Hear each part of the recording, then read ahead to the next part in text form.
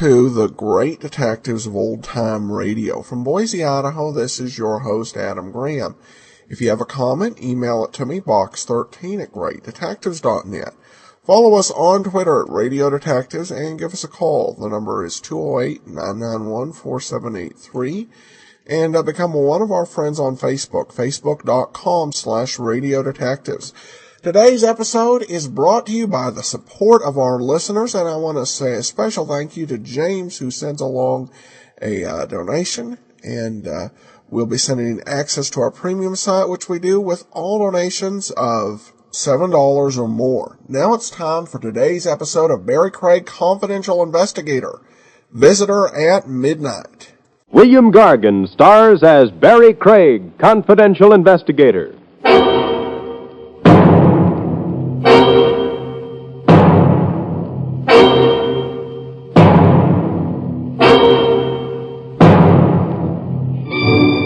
It never pays to be friendly with murderers. Give them an inch and they'll take a yard, usually rope, tied around your throat and attached to the nearest rafter.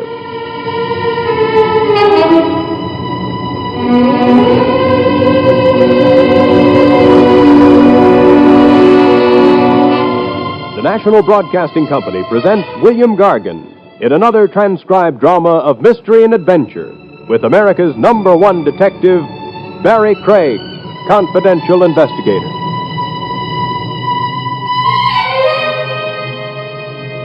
Craig speaking. If I try hard, I can remember back to the days before I was in this business, when on going to bed at night, I would always look under my bed. No, not for a blonde, a burglar. There never was one, though. So as the years went by, I stopped looking. I just went to bed. On this particular night, however, I had barely dropped off to sleep when I heard a noise at my window. I was practically asleep, and besides, I wasn't in the mood for burglars. The burglar, however, had other ideas. Mr. Craig. I'm asleep. You can't see me, can you? No, and I'd be happier if I couldn't hear you. I can see you, however. It helps me aim the gun I'm pointing at you more accurately. Well, I'd hate to have your aim suffer. Mr. Craig, I need some advice. I'm a novelist. I'm writing a book about murder. I'm calling it The Unsolvable Crime. Well, now that you've got that off your chest... What I came here for was to have you tell me whether or not the murder my book is about is really unsolvable. Well, why me? Because you've had a lot to do with murder, for one thing. Because you're not a policeman, for another. No argument so far. The man to be murdered, in my book, that is, has heart disease. He's a crooked broker, a man who deserves to die. Uh-huh. And he suffers from heart disease. For this illness, he takes daily, at stated hours, capsules containing heart medicine. His life depends on these capsules.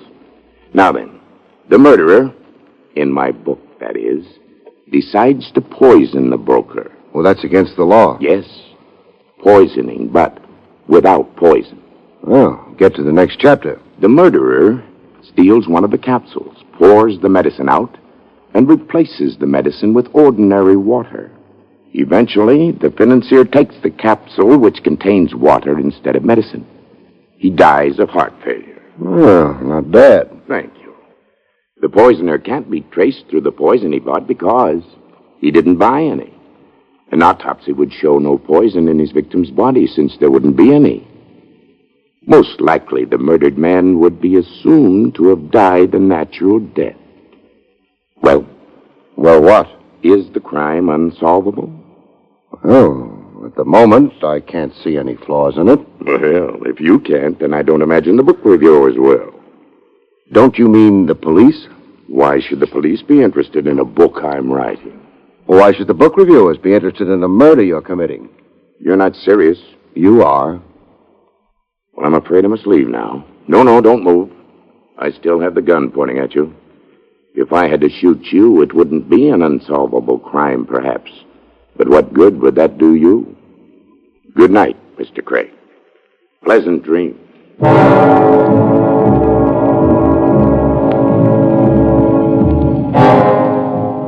The gentleman in the dark left quickly and efficiently. So I went back to sleep. When I got up the next morning, I decided to pretend the whole thing hadn't happened.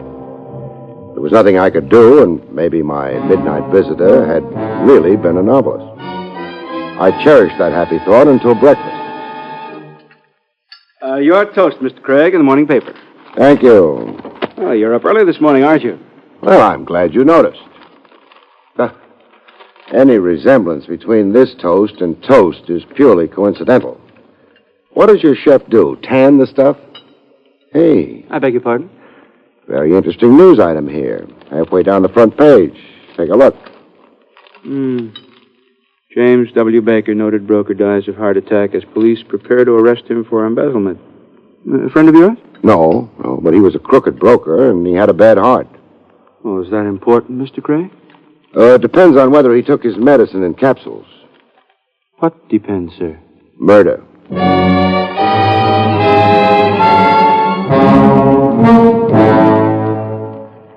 Sure, maybe it was a coincidence. But if it was the kind of coincidence that goes better in books than in reality. James W. Baker was listed in the phone book. So, feeling that maybe the long arm of coincidence had strained a muscle in this particular case, I decided to pay the late Mr. Baker a friendly visit.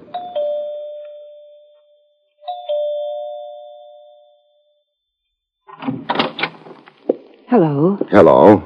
This is the Baker home, isn't it? Yes, it is. I'm Mr. Baker's niece. And you? Barrie Craig.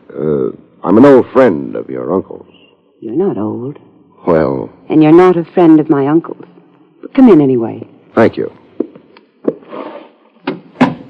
My name is Sandra. I realize maybe I shouldn't have come today. You must be all broken up by your uncle's death. Who? Me? Well, the family. Well, that's me. I'm the family.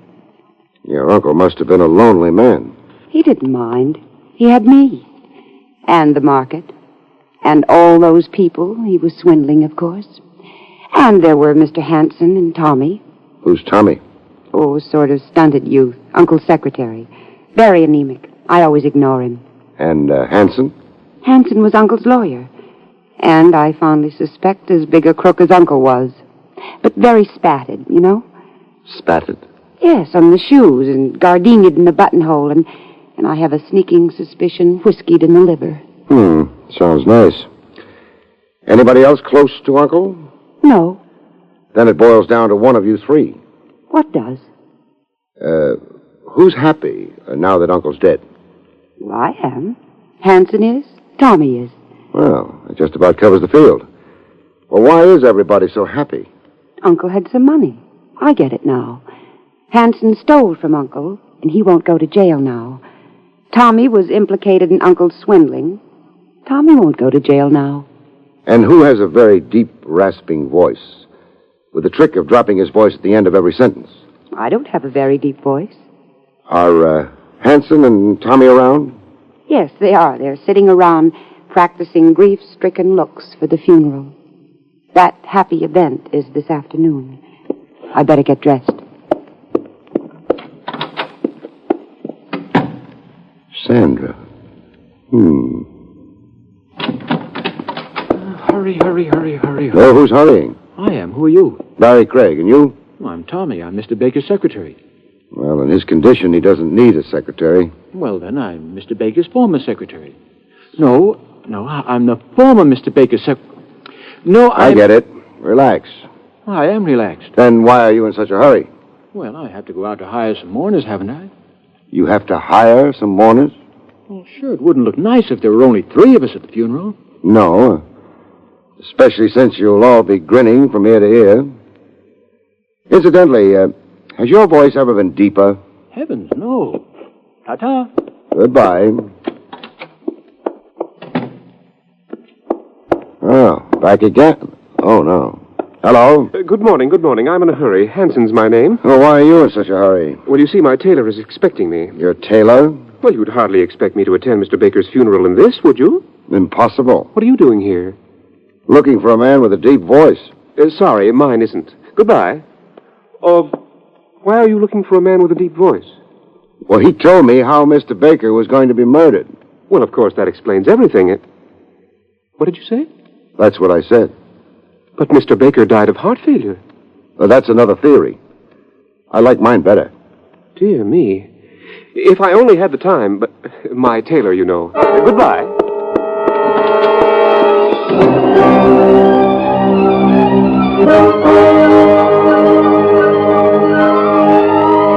I stayed in my chair for a while, staring at the door that had shut behind Hanson, wondering.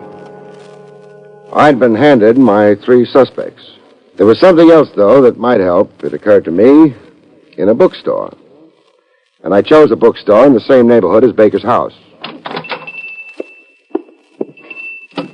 Good afternoon, sir. Hello. Do you carry medical books? Why, yes, we do. Would you happen to have one on the diseases of the heart? Well, now, we don't stock many. We had one, but we sold it last week. Oh, that's too bad. I'm sorry. No, it's funny. The person I sold it to was a very nervous gentleman. I rather suspected at the time that he might have a heart condition himself. I see. Do you recall his name? Name? Oh, yes. Yes, I remember. It was, Hanson. That's right, Hanson.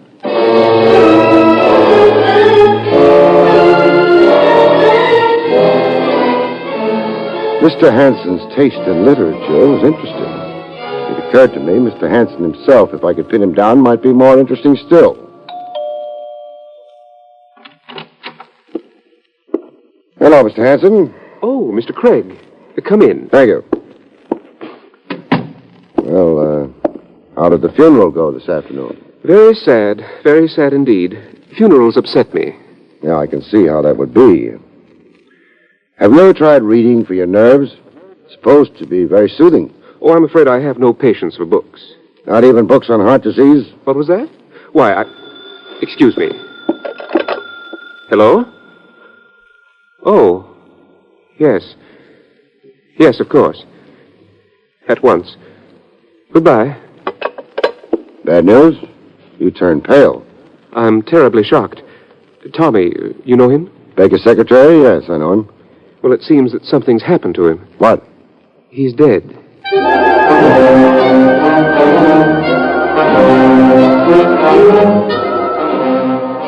This not only upset Hanson, it set him in motion. The direction was the Baker house.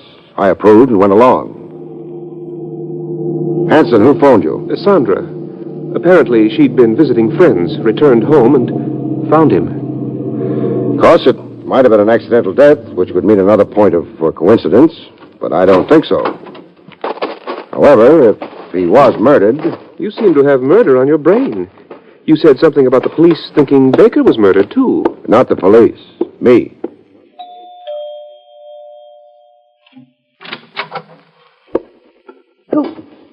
Oh, hello. Hello, Miss Sander. Have you notified the police? Yes, I phoned them just a few minutes ago. This is his room. I heard the shots. Oh, when? About an hour ago. You phoned Hanson here only 15 minutes ago. Well, I didn't know what it was then. Tommy was going to join me downstairs. When he didn't, I realized it must have been a shot. There he is. Yes. Not at all pretty. Definitely dead. There's a note on his desk. A suicide note? Let's see. Yeah, that's what it's supposed to be.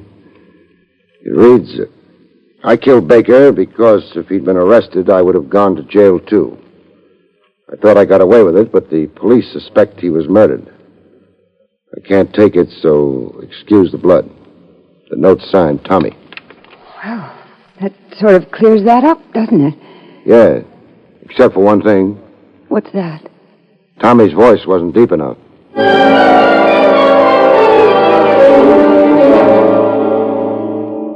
The police showed up in a very little while. Tommy's death seemed to be an obvious suicide. I think the police attributed it to insanity.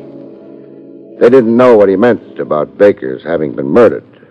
As for me, there didn't seem to be much of anything to do at the moment, so I went home and went to bed. This, it would appear, was going to be a case where I didn't sleep. I resisted the impulse to throw the phone out the nearest window and answered it. I'm asleep, and so should you be. Craig? Now that you know I'm at home, good night. Wait a minute. Craig, you told Sandra about someone who came to you in the middle of the night and told you about Baker's murder. Yes, I did. You described that voice very carefully. Craig, would you like to hear it again? Very much. Then come down here at once. The Kent Club on Marshall Boulevard, and I can arrange it for you. The man with the voice you described is here.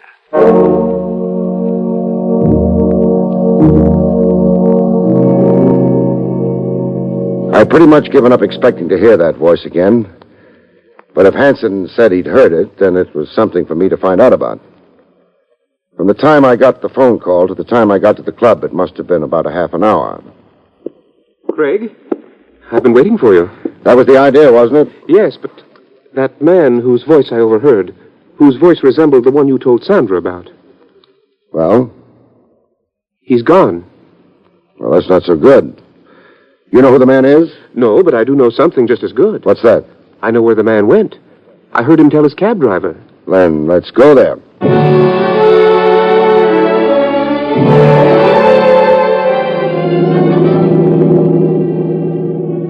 Of course, Craig, you realize that I'm not absolutely sure it's the man you want. Me, I'm grabbing at straws. Anything at the moment is worth trying. That voice did sound like your description. Baker belonged to the club, too. It's a possibility. Hanson, Sandra told me you'd been stealing money from Baker. I don't think I care for that kind of conversation. I'm not making conversation. I'm asking questions. Was she telling the truth? What difference does it make? If Baker was murdered, it might make a lot of difference. You say if Baker was murdered. Aren't you sure? We'll know better, won't we, when we meet this man whose voice you overheard? Yes, we'll know better. The only thing is, suppose something happens to him.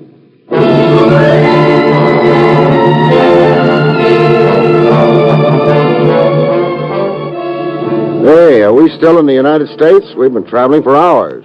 Apparently he lives farther out than we realized. Shouldn't be much farther. Craig, mind if I ask you something? Go ahead. It's about Tommy.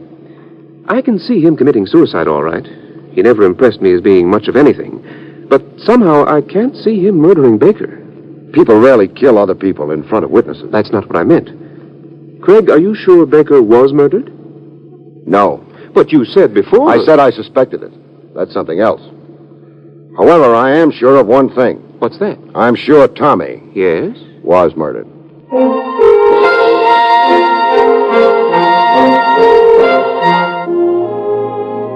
I was never a Boy Scout, so I don't know very much about direction in the country.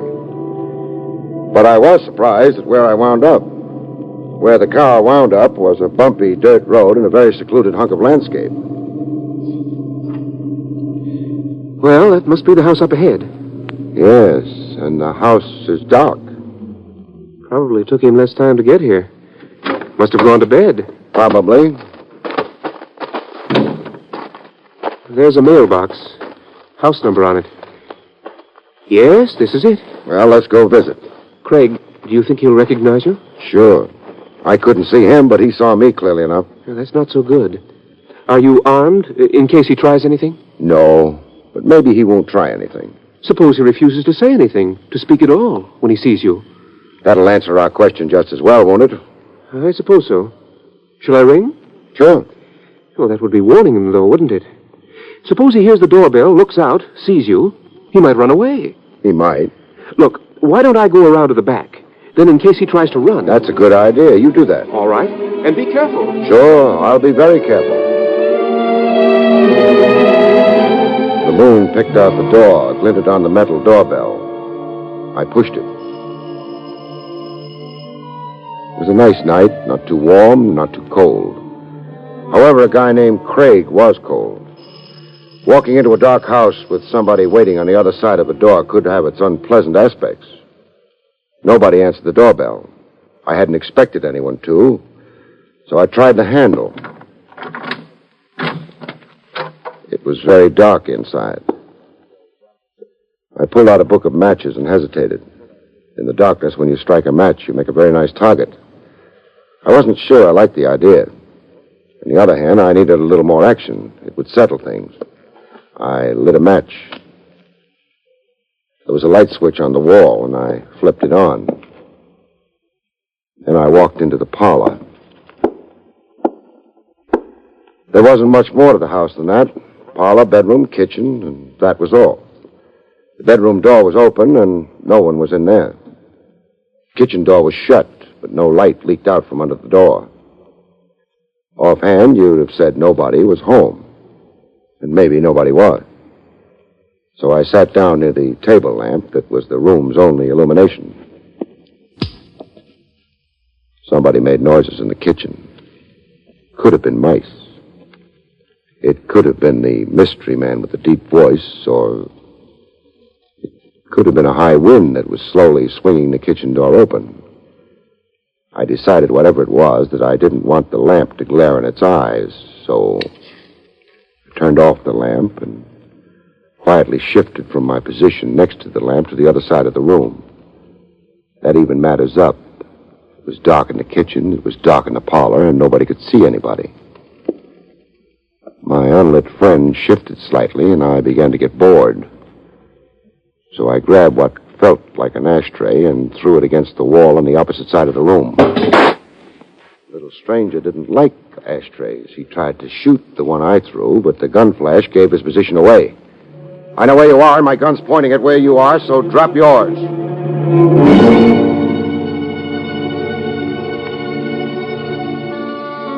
It didn't work. I hadn't expected it to, which is why I moved fast after speaking. I figured he still had 3 more bullets, any one of which, hitting me, could be painful, so... Drop the pop gun, huh? All right. Thanks. We can use a little electricity now. Hello, Hanson. Craig. My, you're bleeding. Your arm? Yes, I didn't know it was you. Who'd you think it was? Well, I waited outside for a while. Nothing happened, so I came in. And then, when you didn't recognize my voice in the dark, you started shooting at me, huh? That's right. Thinking I was the owner of this house? Of course. But, Hanson, how could you think that when you yourself own this house? What? But I don't understand. You're not very subtle. When you asked me if I was armed before we got into the house... You said you weren't. Of course. You see, I knew you were going to try to kill me. What? How did you know that? Because you overheard the man with the deep voice. Well, what was wrong with that? You couldn't have heard him. You see, Hanson, the man with the deep voice is dead.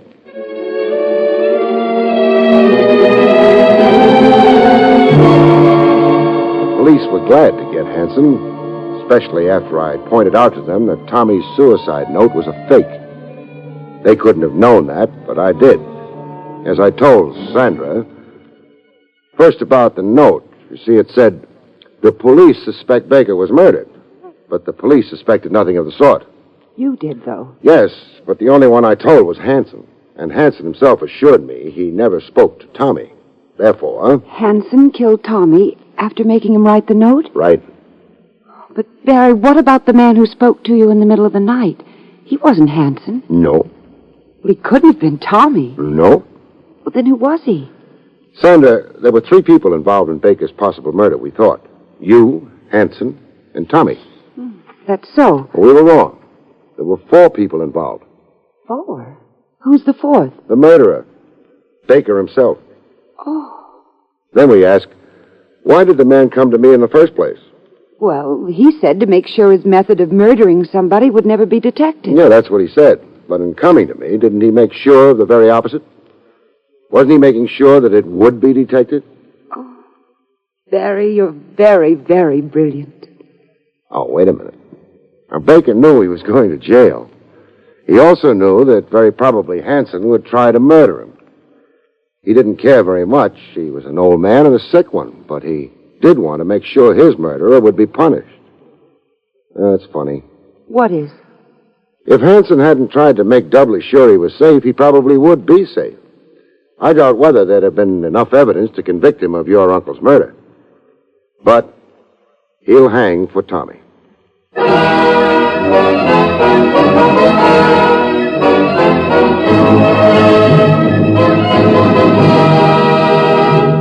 You've been listening to William Gargan in another exciting transcribed mystery drama from the adventures of Barrie Craig, confidential investigator. Tonight's story, Visitor at Midnight, was written by Louis Vittes. The National Broadcasting Company has just brought you an NBC Radio Network production with William Gargan starring as Barrie Craig, confidential investigator, directed by Andrew C. Love. Our cast included Ken Christie, Kay Stewart, Jack Carroll, Byron Kane, and Jack Crucian.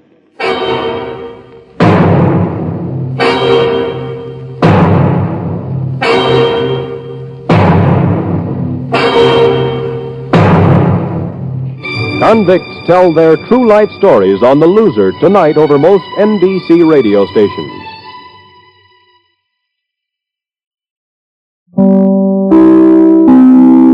Welcome back. Well, this episode today was actually originally broadcast as an episode of The Saint nearly 5 years previously. This week's show was from May the 12th of 1955.